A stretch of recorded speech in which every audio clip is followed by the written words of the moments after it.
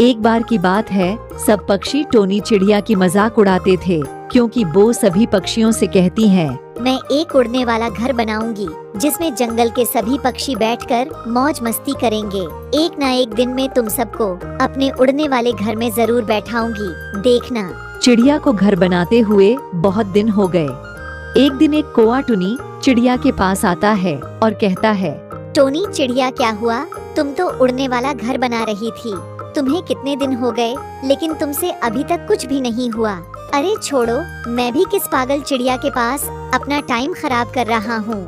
टुनी चिड़िया को कौआ की बातों का बिल्कुल भी बुरा नहीं लगता, क्योंकि उसे अपने ऊपर पूरा भरोसा था कि मैं एक दिन उड़ने वाला घर जरूर बना लूंगी। वहीं पास में एक कालू चिड़िया रहती थी। कालू चिड़िया टोनी चिड़िया के पास जाती है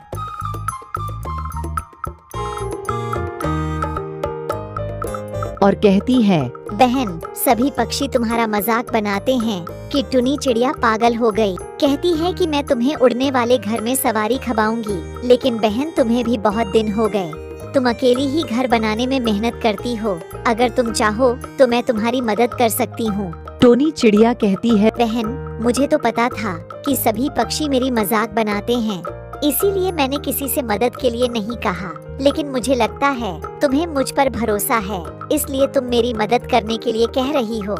हाँ बहन, मैं तुम्हारी मदद करूंगी, घर बने या ना बने, लेकिन हम मेहनत जरूर करेंगे। देखना, एक ना एक दिन हम उड़ने वाला घर जरूर बना लेंगे, और फिर जो पक्षी तुम्हारी मजाक बनाते हैं, तुम उन सभी को दिखाना कि देख लो, पागल का उड़ने वाला घर। टोनी चिड़िया उसकी बातों को सुनकर बहुत खुश हो गई और कहती है, चलो अब हम कुछ टेढ़ी मेढ़ी लकड़ियाँ लेने चलते हैं। दोनों चिड़िया घर का सामान ढूंढने के लिए जंगल में चली जाती है।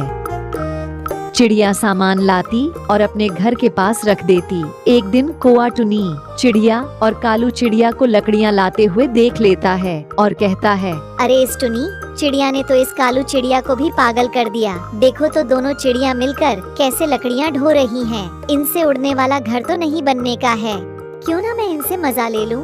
एक दिन जब टुनी चिड़िया और कालू चिड़िया घर का सामान लेने के लिए जंगल चली जाती है, तो कौआ उनके घर जाकर उनकी लकड़ियाँ उठा ले जाता है और उन्हें ले जाकर जंगल में दूर जाकर गिर आता है। शाम को जब चिड़िया घर आती है, तो कालू चिड़िया कहती है, बहन, कल जो हम लकड़ियाँ लेकर आए थे, वो लकड़ियाँ तो यहाँ पर नहीं है।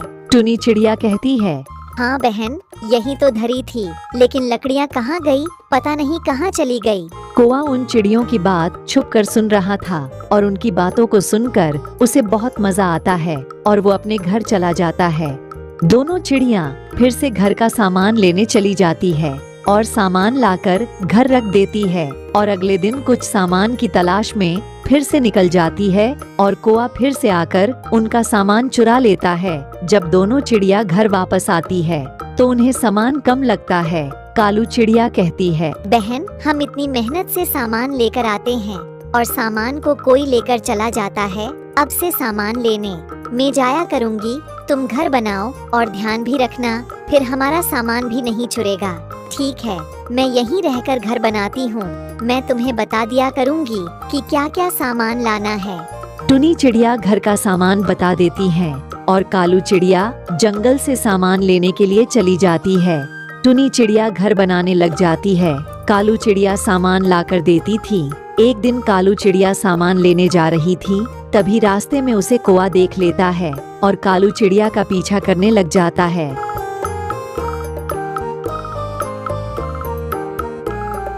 कालू चिड़िया एक पेड़ के पास जाकर सामान देखने लगती है।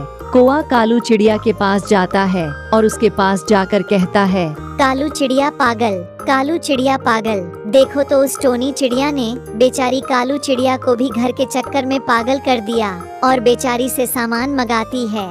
कालू चिड़िया वहाँ से चली जाती है और टुनी चिड़िया के पास आ जाती है और टुनी चिड़िया को आकर सारी बात बताती है।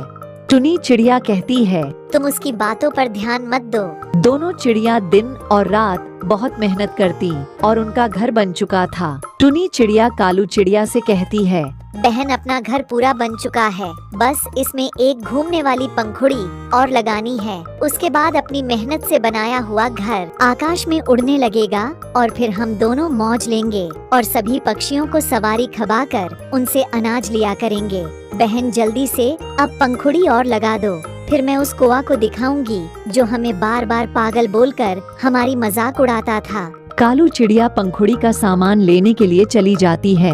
वो कौवा टुनी चिड़िया के उधर से गुजर कर जा रहा था तो उसने देखा कि इस टुनी चिड़िया ने तो सच में घर बना दिया है। अगर ये सच में उड़ने लग गया तो ये तो मुझे अपने घर में बैठने भी नहीं देंगी, क्योंकि मैंने इनका बहुत मजाक उड़ाया है। कौवा अपने पेड़ पर आकर बैठ जाता है। दोनों चिड़िया अपने घर में पंखुड़ियाँ लगा लेती है और कालू चिड़िया कहती है, बहन अब तो सारा काम पूरा हो गया है, अब तो इस घर को आसमान में उड़ाकर दिखा दो। टुनी चिड़िया कहती है, चलो तुम घर के अंदर जाओ, मैं घर को उड़ाकर उसके अंदर आ जाऊंगी। कालू चिड़िया घर के अंदर चली जाती है और घर उड़ने का इंतजार करने लगती है। टुनी चिड़िया घर को आसमान में अपने ऊपर रखकर छोड़ देती है और घर उड़ने लगता है। कालू चिड़िया कहती है, आज तो हमारे लिए ये दिन बहुत ही अच्छा है, आज हमारी मेहनत काम कर गई। अब देखना जो पक्षी हमारी मजाक बनाते थे अब वो कैसे अपने घर में बैठने के लिए अपनों से विनती करेंगे। हाँ तुम सही कह रही हो। वो कौवा पेड़ पर बैठा था, तभी उसे टोनी चिड़िया का घर उठता हुआ चमक जाता है और घर को देखकर कौवा तंग रह जाता और कहता है, अरे जरूर ये टुनी चिड़िया का घर है, लगता है आज तो उसने सच में अपना घर उड़ा दिया है। इसमें बैठने में तो बहुत आनंद आ रहा होगा, लेकिन अब तो वो चिड़िया मुझे अपने घर में बैठने भी नहीं देंगी। मैंने उनकी बहुत मजाक बनाई है।